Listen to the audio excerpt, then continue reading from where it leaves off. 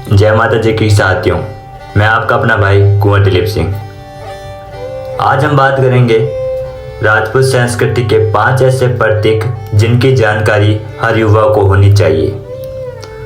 तो चलिए वीडियो को शुरू करते हैं। हमारे इतिहास में सिर्फ युद्ध ही नहीं, संस्कृति भी हमारी सबसे बड़ी पहचान रही है।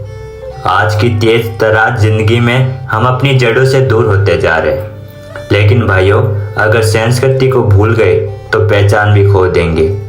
इसलिए आज हम बात करेंगे राजपूत संस्कृति के 5 ऐसे प्रतीकों की जिनके पीछे गौरव, मर्यादा और परंपरा की गहरी कहानी छिपी है। राजपूती पगड़ी गौरव का मुकुट। जी हाँ, राजपूती पगड़ी केवल कपड़ा नहीं, यह गौरव का मुकुट है। हर रंग, हर बांधने का तरीका अपनी कहानी कहता है। लाल पगड़ी शौर्य की, केसरिया बलिदान की और सफेद शांति की निशानी है।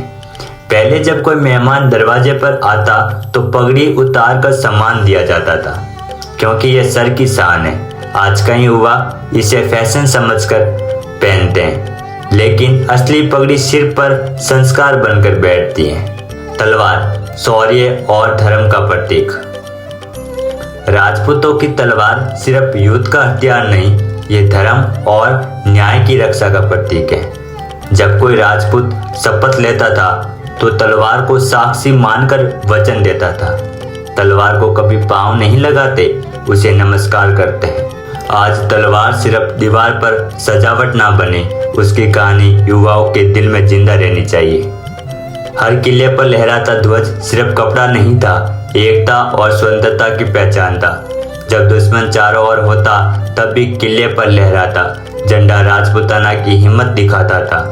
जब झंडा नीचे गिरता तो इसका मतलब होता कि युद्ध का अंत हो गया। इसलिए हमारे झंडे की फड़फड़ाहट में पूर्वजों का गर्व बसता है। आज हमें उस ध्वज की इज्जत और इतिहास को समझना होगा। शौर्य गीत और लोक धुन संस्कृति की आवाज। राजपूत संस्कृति में गीत सिर्फ मनोरंजन नहीं थे, ये प्रेरणा थे, इतिहास थे।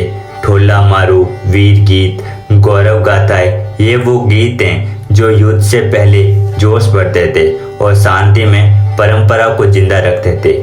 आज के समय में डीजे के शोर में ये गीत पीछे छूट गए, लेकिन अगर हर युवा एक बार गौर से इन गीतों को सुने तो उसे एहसास होगा कि ये हमारी आत्मा की ध्वनि है।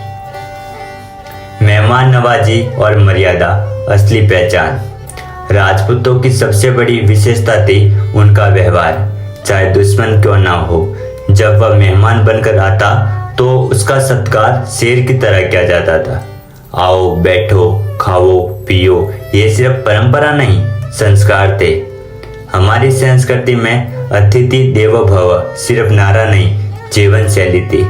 आज भी अगर हम इस परंपरा को दिल से निभाए तो समाज में हमारा सम्मान कहीं गुना बढ़ेगा। भाइयों, तलवार और युद्ध ही नहीं, संस्कृति ही असली पहचान है। अगर पगड़ी सिर पर रहे, तलवार दिल में रहे, झंडा ऊंचा रहे, गीत गूंजते रहे और मर्यादा हमारे कर्म में रहे तो कोई ताकत राजपूताना की पहचान को मिटा नहीं सकती। इसलिए गर्व करो और इन प्रतीकों को सिर्फ इतिहास की किताबों में नहीं, अपने जीवन में जिंदा रखो। जय राजपूताना, जय मां भवानी।